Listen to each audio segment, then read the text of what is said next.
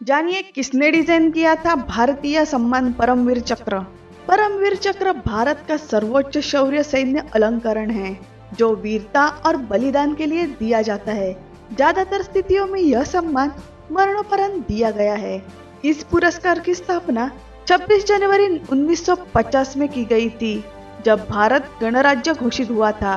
भारतीय सेना के किसी भी अंग के अधिकारी या कर्मचारी इस पुरस्कार के पात्र होते हैं एवं इस देश के सर्वोच्च सम्मान भारत रत्न के बाद सबसे प्रतिष्ठित पुरस्कार समझा जाता है।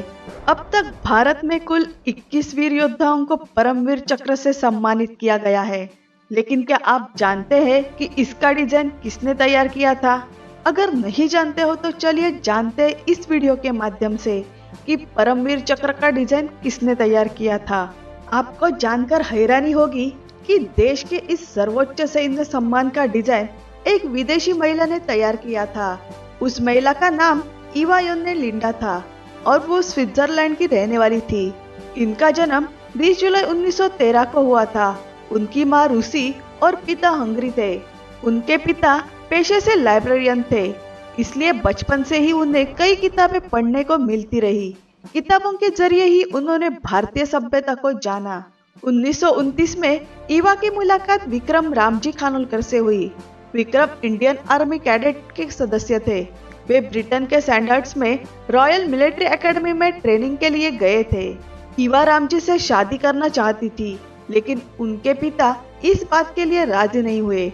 लेकिन कुछ सालों के बाद इवा भारत आ गई और 1932 में दोनों ने लखनऊ में मराठी रीति रिवाज के साथ शादी कर ली। हिंदू धर्म अपनाने के बाद उन्होंने अपना नाम भी बदलकर सावित्री बाई खानोलकर कर दिया। पूरी तरह से इंडियन कल्चर में ढल चुकी सावित्री ने अपना पहनावा भी बदल लिया। उन्होंने हिंदी, मराठी और संस्कृत भाषा भी सीखी। कुछ समय बाद प्रमोशन पाकर कैप्टन विक्रम मेजर बन गए और उनकी पोस्टिंग पटना में हो गई। बस यही से ही सावित्री देवी की जिंदगी पूरी तरह से बदल गई। यहाँ उन्होंने पटना विश्वविद्यालय में दाखिला लिया और संस्कृत, नाटक, वेद और उपनिषद की शिक्षा ली।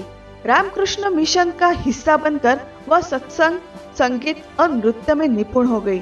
तभी उनकी मुलाकात मशहूर उस्ताद पंडित उदय शंकर से हुई। वह उनकी शिष्या बन गई। इसी दौरान उन्होंने सेंट ऑफ महाराष्ट्र और संस्कृत डिक्शनरी ऑफ नेम्स नामक 2 किताबें भी लिखी, जो कि काफी फेमस हुई। तो अब जानते हैं कैसे उनको मिला परमवीर चक्र डिजाइन करने का मौका। 1947 में सरकार द्वारा भारत पाक युद्ध में साहस दिखाने वाले वीरों को सम्मानित करने के लिए नए पदक पर काम चल रहा था, जिसकी जिम्मेदारी मेजर जनरल हीरालाल अटल को सौंपी गई थी। उन्होंने इस काम के लिए सावित्री बाई को चुना क्योंकि वो उन्हें ज्ञान का भंडार मानते थे और साथ ही वो एक अच्छी पेंटर और आर्टिस्ट भी थी।